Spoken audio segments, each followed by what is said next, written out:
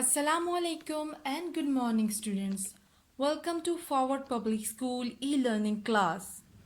Dear students, my name is Nazish Noor and I am your Pakistan Studies teacher. We have already started chapter number 2 and the name of the chapter is Making of Pakistan and this is part 12. Dear students, we have already completed most of the topics of this chapter. Now come to page number 30. Our new topic is aims and policies. Aims कहते हैं purpose यानी मकासद and policies means plans या हिकमत अमली.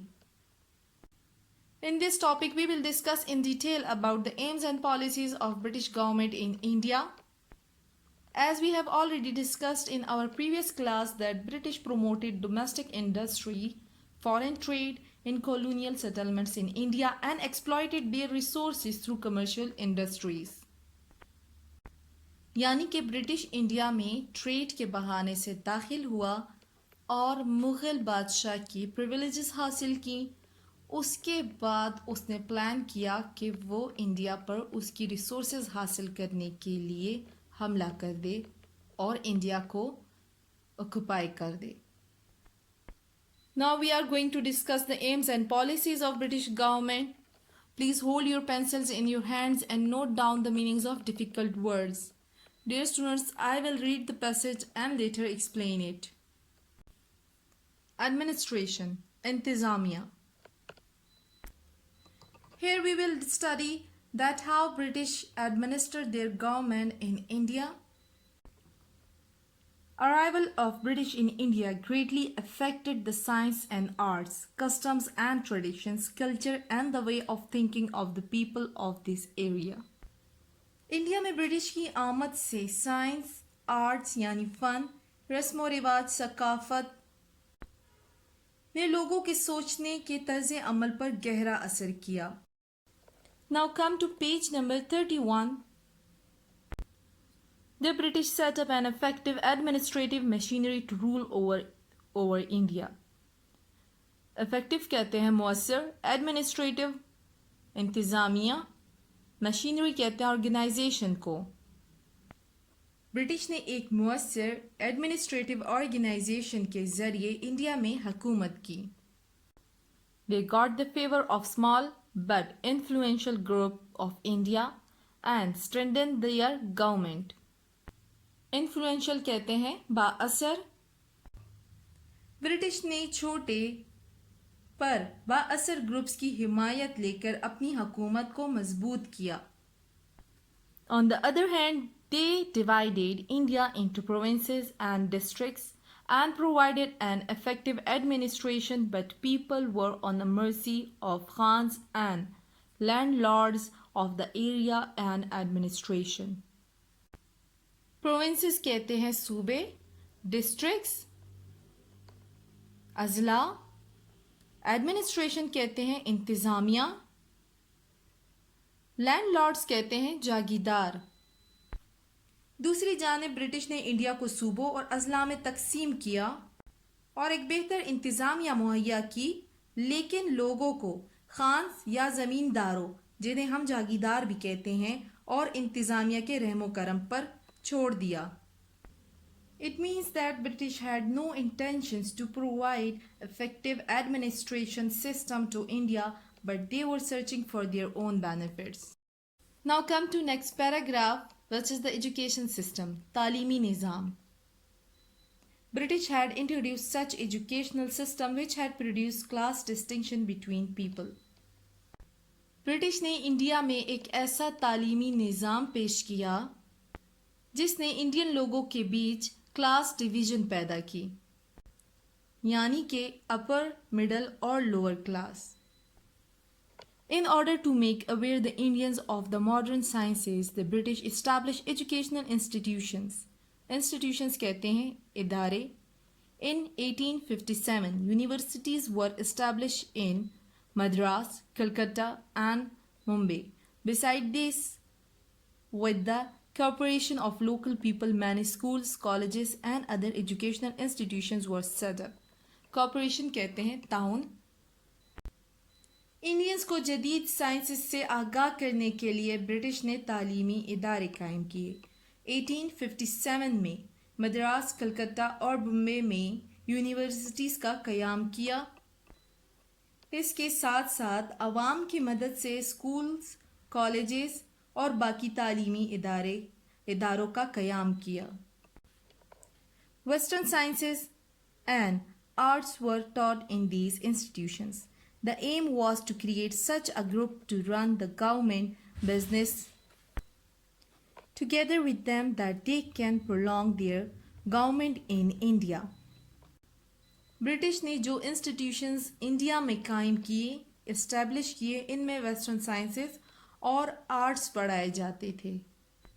इनका मकसद एक ऐसा ग्रुप तैयार करना था जो ब्रिटिश के साथ हुकूमत को चलाए, ताकि ब्रिटिश अपनी हुकूमत को लंबे अरसे तक चलाए रख सके। The second great drawback in this education system was that it was based on class division. Class division कहते हैं तबकाती तकसीम, जैसे कि हाई क्लास, मिडिल क्लास और lower class.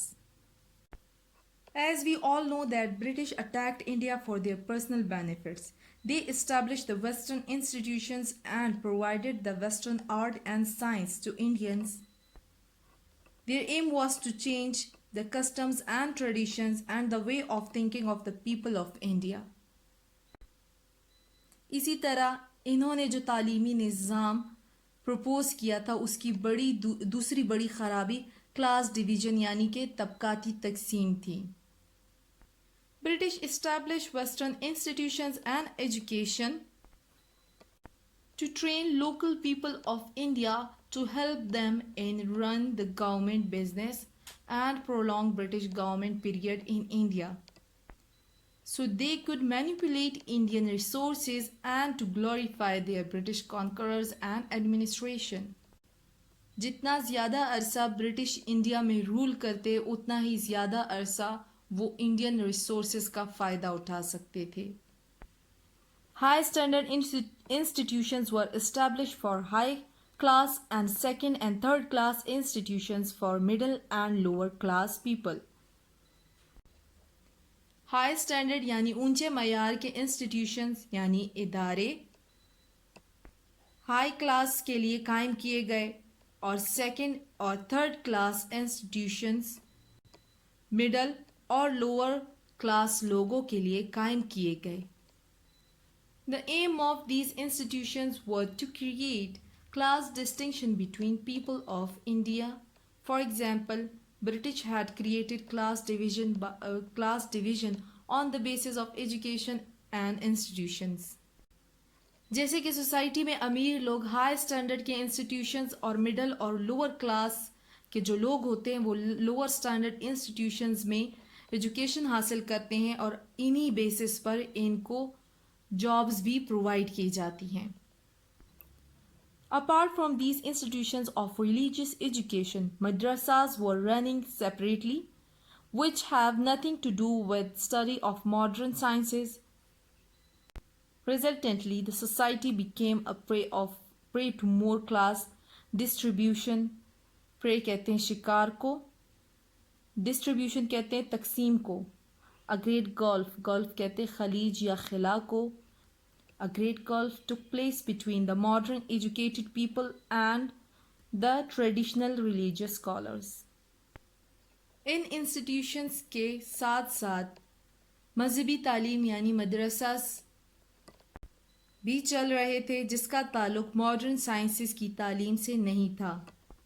As a result जिसके नतीजे में मुआशरा तबकाती तकसीम यानी क्लास डिस्ट्रीब्यूशन का शिकार बन गया।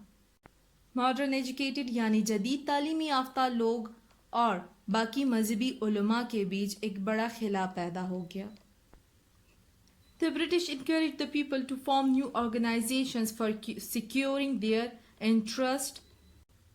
British tried to spread communal hatred, जो फ़िरका वाराना नफ़रतें होती हैं लोगों के बीच, उनको फैलाया गया through the modern sciences or religious education institutions.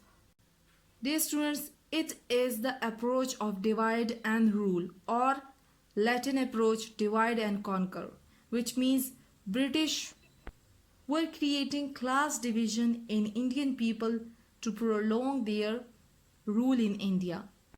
Now come towards the last paragraph, economic system, Muashi Nizam. An economic system is a means by which societies or governments organize and distribute available resources, services and goods across a geographical, regional or a country. मुआशी निज़ाम के ज़रिए हुकूमत अशिया, नौकरियां, कुदरती वसाइल की तकसीम किसी इलाके या मुल्क में करती हैं. First I will read the passage. Before the British imperialist कहते हैं साम्राज्य, और इम्पीरियलिज्म कहते हैं when a country controls another country politically और economically.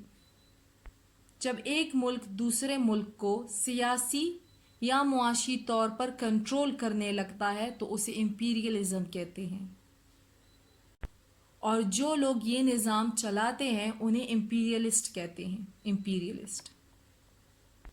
Before the British imperialist, India carried on trade with other countries of the world and so many things were also exported.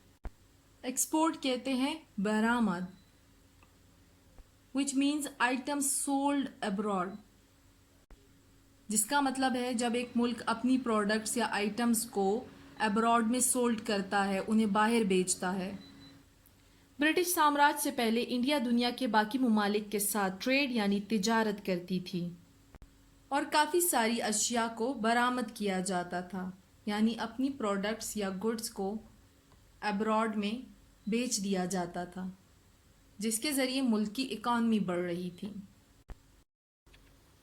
During this whole period, India never faced any shortage, but British imperialists, in organized manner, brought here such changes in economy. Shortage कहते हैं किल्लत या कमी को, organised manner मुनज़्ज़म अंदाज. British से पहले India ने कभी किल्लत का सामना ना किया था, लेकिन ब्रिटिश इम्पीरियलिस्ट के इंडिया में आने के बाद उन्होंने मुनज़्ज़म अंदाज में इंडिया की इकॉनमी में चेंजेस पैदा की, वो बदलाव लेकर आए उसमें, और उस बदलाव के बारे में अब हम डिटेल में पढ़ेंगे. फॉर एग्जाम्पल, मिसाल के तौर पर heavy taxes were levied that finished the exports of India and became a country of imports to the extent that imports of food items also started. Export कहते हैं बरामदात को, इम्पोर्ट कहते हैं दरामदात को. एक्सपोर्ट कंट्री तब करती है जब उसके पास एक आइटम अपनी ज़रूरत से ज़्यादा हो, मतलब जितने लोग एक कंट्री में पाए जाते हैं, जब उनका एक आइटम उनकी ज़रूरत से ज़्यादा हो तो वो उस ज़्यादा आइटम को बाहर ममालिक में बेच देते हैं और उससे वो इकॉनमी बेहतर करते हैं, यानी कि वो पैसा कमाते हैं. इम्पोर्ट्स हम उसे कहते हैं जब हमारे मुल्क में किसी आइटम की इतनी ज़्यादा किल्लत आ जाए कि हम उसे दुगने दामों में बाहर की कंट्री से ख़रीदते हैं. Import means bringing goods into a country from abroad for sale. लेविट कहते हैं आयद करना. ब्रिटिश ने इंडिया की एक्सपोर्ट्स यानी बरामदात को ख़त्म करने के लिए हैवी टैक्सेस आयद किए और इंडिया को एक इम्पोर्ट करने वाला यानी दरामद करने वाला मुल्क बनाया, यहाँ तक कि इंडिया खुराक को भी दरामद करती थी, यानी कि वो फूड को भी बाहर की कंट्री से इम्पोर्ट करने लगे थे. It shows that British had declined the economic system of India. British in the 18th century was a form of plunder for the traditional economy of the Mughal India, depleting food and money stocks, and imposed high taxes that helped to destroy the economic system of India. यानी कि 18वीं सदी 18th century में British ने east India company के ज़रिए India की economy को बहुत मुतासिर किया The British did not encourage here the industrial development like Canada and Australia. Encourage कहते हैं हौसला अफजाई. ब्रिटिश ने इंडिया में सनती तरक्की की हौसला अफजाई ना की जैसे कि कनाडा और ऑस्ट्रेलिया में की. Dear students, now come to page number 32. Only raw materials were exported from India and English manufacturers were imported. The feudal system, Jagidarana Nizam. The feudal system was left as it was. Dear students, feudal system, also known as feudalism, which is a type of social and political system in which landholders provide land to farmers in exchange for their service. This is an exploitative system of government. जिसमें जागीरदार किसानों को इनकी service के बदले land provide करता है और इसको एक्सप्लॉयटेटिव सिस्टम इसलिए बोला जाता है कि इसमें किसानों से अनफेयर बेनिफिट्स लिए जाते हैं, यानी कि किसानों से उनके काम के बदले जो अदायगी उन्हें की जाती है वो अदायगी कम होती है और काम उनसे ज़्यादा लिया जाता है. Dear students, as we have already studied कि ब्रिटिश ने इंडिया के रिसोर्सेज को चोरी करके इंडिया में फ़िरका वाराना फसादात पैदा किए. इंडिया जो कि एक वक्त में दुनिया के मुख्तलिफ ममालिक को अपने गुड्स या आइटम्स जितने भी उनकी प्रोडक्ट्स थी वो एक्सपोर्ट करता था, अब खुराक तक को इम्पोर्ट करने लगा. और ब्रिटिश ने इंडिया में सनती तरक्की के लिए कुछ नहीं किया जैसे कि उसने कनाडा एंड ऑस्ट्रेलिया में किया. इंडिया से सिर्फ रॉ मटेरियल्स एक्सपोर्ट की गई और उन मटेरियल्स को एक फाइनल शेप देकर वापस इंडिया में ही बेचा गया, जिससे सारी इकॉनमी ब्रिटिश की अच्छी हुई और इंडिया को उससे कोई फ़ायदा नहीं हुआ. The feudal system was left as it was, through which on one side industrial society could not come into being and on the other hand in the affairs कहते हैं मामलात of the government a special group of ruling instead of involving the common people. India में जागीरदाराना निज़ाम वैसे ही छोड़ दिया गया जिसके नतीजे में एक तरफ सनती मुआशरे का क़याम ना हो सका और दूसरी जानिब हकूमती मामलात में आम लोगों को शामिल करने के बजाय एक ख़ास ग्रुप को हुकूमत दे दी गई. जैसे कि इंडिया में पहले भी हुकूमत लैंड होल्डर्स यानी फ्यूडल लॉर्ड्स के पास थी. सारी हुकूमत फ्यूडल लॉर्ड्स चला रहे थे, जागीरदार जो होते हैं वो हुकूमत चला रहे थे. इंडियन अवाम को ये लगा कि ब्रिटिश की गवर्नमेंट आने के बाद वहाँ से फ्यूडल सिस्टम ख़त्म हो जाएगा और इंडस्ट्रियल रेवोल्यूशन स्टार्ट होगी, जबकि मामलात उसके बरअक्स हुए. इंडिया में ना तो फ्यूडल सिस्टम ख़त्म किया गया और ना ही इंडस्ट्रीज़ लगाई गईं जिनसे इंडियन लोगों को फ़ायदा हो सकता था. The last heading of the topic is racial discrimination. Racial कहते हैं नस्ली, डिस्क्रिमिनेशन कहते हैं इम्तियाज़ को. रेशल डिस्क्रिमिनेशन कहते हैं जब नस्ल की बुनियाद पर मुआशरे में इम्तियाज़ पैदा हो जाए. One of the distinctive feature of the British imperialism is her created racial discrimination. Distinctive कहते हैं जुदा या डिफरेंट को, फीचर्स खसूसियात, डिस्क्रिमिनेशन इम्तियाज़. During the English rule, British rule की बात कर रहे हैं, in the Indian society the relations of English peoples and local peoples remained of the ruler and the subject. Subject कहते हैं मातहत को, रूलर कहते हैं हुक्मरान. रूलर हुक्मरान, सब्जेक्ट मातहत. ब्रिटिश इम्पीरियलिज्म यानी ब्रिटिश साम्राज्य की एक और खसूसियत फीचर ये था कि उसने नस्ली इम्तियाज़ पैदा कर दिया था इंडियन सोसाइटी में. ब्रिटिश गवर्नमेंट के दौरान इंडिया के मुआशरे में इंग्लिश लोग हुक्मरान जबकि आम या मकामी लोग मातहत की हैसियत से थे. British had never been a part of Indian society. Social activities of British remained separate. Social activities कहते हैं समाजी सरगर्मियाँ. जैसे कि वेडिंग्स, पार्टीज, क्लबिंग, गैदरिंग्स। इन सब को हम सोशल एक्टिविटीज़ कहते हैं। वो तमाम चीज़ें जिसमें हम सोसाइटी के साथ इंटरेक्ट करते हैं, वो सब हमारी सोशल एक्टिविटीज़ कहलाती हैं। ब्रिटिश कभी इंडियन मुआशरे का हिस्सा ना बने।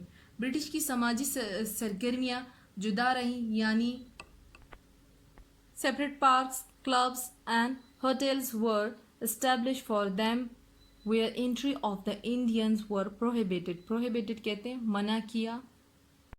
This racial discrimination created in the society badly affected the psychology of Indians. Psychology कहते हैं नफ्सियात को, यानी कि ब्रिटिश के लिए पार्क्स, क्लब्स और होटल्स अलग बनाए गए जहां पर इंडियंस का दाखिल होना ममनुआ था। इस नस्ली इम्तियाज़ ने मुआशरे में इंडियंस की नफ्सियात पर, उनकी साइकोलॉजी पर बहुत बुरा असर किया। The changes brought into being in education, economy, politics and way of living by the British compelled negative effects on the people here. In spite of the freedom, some of those effects still exist in our behavior today also. Compelled कहते हैं produce या मुरतब करना, behaviours कहते हैं सलूक या रवैये को। ब्रिटिश की तालीम, मईशत और सियासत तरीके ज़िंदगी में बदलाव की वजह से लोगों पर बुरा असर हुआ। आज़ादी के बजाय इनमें से कुछ असरात अभी तक हमारे मुआशरे में, हमारे सलूक में मौजूद हैं। For example, class distinction and social discrimination और racial discrimination still exist in our society. Dear students, we have discussed in detail about the British government aims and policies, that how they created disbalance in Indian society by introducing modern educational system and destroyed economic system of India by which they had produced racial discrimination between common masses. This was the end of part 12, reading and explanation. We will do our next part in our next class. Thank you and Allah Hafiz. Stay home, stay safe.